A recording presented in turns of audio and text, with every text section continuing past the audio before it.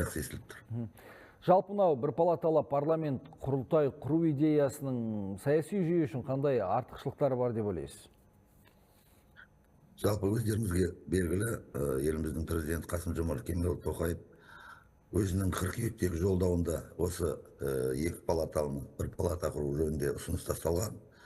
Жалпы бәрімізге белгілі, парламенттің сенат, мәжіліс өте өзінің керемет 30 жылдың ішінде 30 жылдан астам өзінің керемет жұмыстарын жасады. Дегенмен бұны саясиландыруға да бола бермейді. Себебі заңға шығару билігін жүзеге асыратын ең жоғары өкілді орган болып құрылтай кеше белгіленді. Жұмыс тобы ұсыныстар негізінде құрылтайда 145 депутат болуы тиіс деп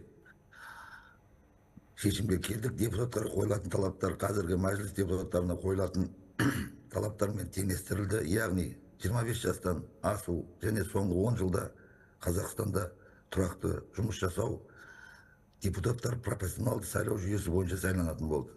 Мемлекет басшысының жолдауындағы бастамамен сәйкес келетіндей осындай жобалар жасалынып жатыр. Қазір өздеріңіз білесіздер, халықтың талқылауында бұл мәселенің барлығы.